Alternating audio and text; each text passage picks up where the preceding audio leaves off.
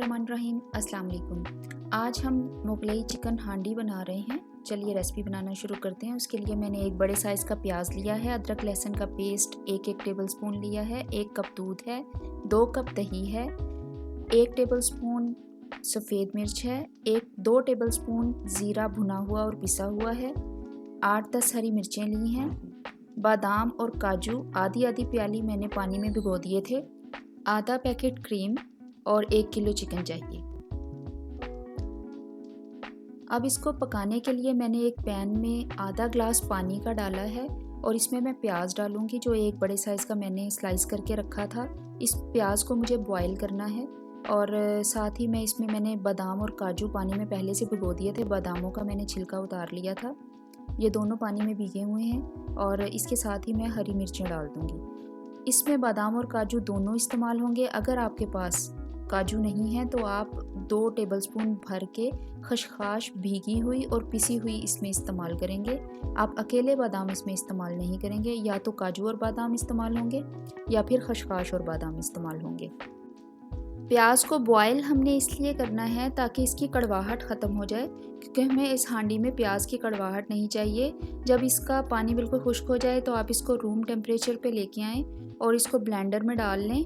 और इसमें मैं दूध डाल रही हूँ। दूध को थोड़ा सा आपने बचा लेना है, साथ ही उसमें दही ऐड कर देना है, साथ में ज़ीरा ऐड कर देना है। अब इसको ब्लेंड कर लेना है। क्योंकि मैंने काजू और बादाम पानी में भिगोए हुए थे आधा घंटा पहले, इसलिए वो बहुत जल्दी ब्लेंड हो जाएंगे और क्रीमी हो जाएंगे। आपने भी पहले से भिगो लेने हैं। बहुत क्रीमी सी पेस्ट रेडी हो गई है, इसको साइड पे रख दें। आधा कप ऑयल में मैं अदरक लहसुन का पेस्ट डाल के इसको फ्राई करूँगी। सिर्फ हल्का सा सौटे करना है ताकि कच्चापन ख़त्म हो जाए, इसको बहुत ज़्यादा नहीं पकाना। अब इसमें मैं 1 केजी चिकन बोनलेस डाल दूँगी। डालने के बाद चिकन जो है वो थोड़ा सा अपने जूसेस छोड़ता है, क्योंकि ऑयल में जब डालते हैं जैसे सब्ज़ी पानी छोड़ती है, इसी तरह चिकन भी पानी छोड़ता है। जब तक वो चिकन का पानी ड्राई आउट नहीं होता, आपने उस वक़्त तक उसमें कोई मसाला ऐड नहीं करना। और जब वो पानी अच्छी तरह से खुश्क हो जाए और चिकन थोड़ा सा उसमें भुन जाए, तब आपने उसमें 1.5 टीस्पून नमक का ऐड करना है। नमक डालने के बाद आपने इसको अच्छी तरह से भूनते जाना है। थोड़ा सा चिकन ने कलर चेंज कर लिया है, तकरीबन ये आधा गल गया है। तो इसमें मैंने जो पेस्ट बना के रखी थी बादाम काजू दही प्याज वाली, वो मैं इसमें डाल रही हूँ। इसमें डालने के बाद जग में थोड़ी सी वो पेस्ट लगी रह जाएगी, क्योंकि हमने इसमें पानी बिल्कुल भी ऐड नहीं करना। तो जो मैंने शुरू में थोड़ा सा दूध बचाया था वो मैं जग में डाल के इसको अच्छी तरह से खंगाल के, ताकि वो पेस्ट ज़ाया ना हो, इसको मैं दोबारा से इस ग्रेवी में शामिल कर दूँगी।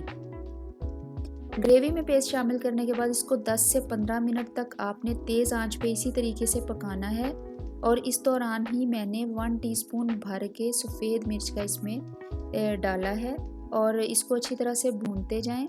भूनने के दौरान जब ग्रेवी इसकी गाढ़ी हो जाए, इस टाइम पे आके मैं इसका थोड़ा सा टेस्ट कर लूँगी कि इसके मसाले पूरे हैं, और एक चिकन के पीस को थोड़ा सा देख भी लूँगी कि ये गल गया है। चिकन इसका गल गया है, लेकिन इसमें मुझे लगा है कि थोड़े से मसाले कम हैं, तो इसलिए मैं इसमें आधा टीस्पून सफ़ेद मिर्च और आधा टीस्पून ही नमक का डाल रही हूँ। डालने के बाद इसको अच्छी तरह से आपने भूनते रहना है। यहाँ पे आंच आपने तेज़ रखनी है। बादाम और काजू की वजह से इसकी ग्रेवी बड़ी जल्दी गाढ़ी होना शुरू हो जाएगी। चम्मच आप इसमें हिलाते जाएं। इसकी ग्रेवी आपको अच्छी खासी रखनी है, इसको बिल्कुल खुश्क नहीं करना, क्योंकि जब ये थोड़ा सा ठंडा होगा तो भी ये गाढ़ा हो जाएगा। बिल्कुल लास्ट मिनट में आपने इसमें आधा पैकेट क्रीम का डालना है, और क्रीम डालने के बाद आपने इसको ज़्यादा नहीं पकाना, क्योंकि क्रीम जो है घी छोड़ देती है और जायका ख़राब हो जाता है। बस 1 मिनट पकाने के बाद आपने इसका चूल्हा बंद कर देना है और इसको डिश आउट कर लेना है। ये बाज़ार से कहीं ज़्यादा अच्छी बेहतरीन मुगलई चिकन हांडी तैयार है। आप इसको ज़रूर ट्राई करें, और इसको पराठे के साथ भी आप सर्व कर सकते हैं, नान के साथ भी और सादा रोटी के साथ भी। ये हर तरह मज़ा देगी। आप इस रेसिपी को ज़रूर ट्राई कीजिएगा और मुझे अपना फ़ीडबैक ज़रूर दीजिएगा। आपका फ़ीडबैक मुझे मोटिवेट करता है कि मैं नई नई रेसिपीज़ बनाऊं। इसको मैं हरी मिर्च के साथ गार्निश कर रही हूं। इसको अपनी फैमिली के साथ एंजॉय करें, और मेरे चैनल को लाइक सब्सक्राइब और शेयर करना मत भूलें। साथ में बेल का आइकन भी दबा दें ताकि मेरी हर नई आने वाली रेसिपी आप तक पहुँचे। बहुत शुक्रिया।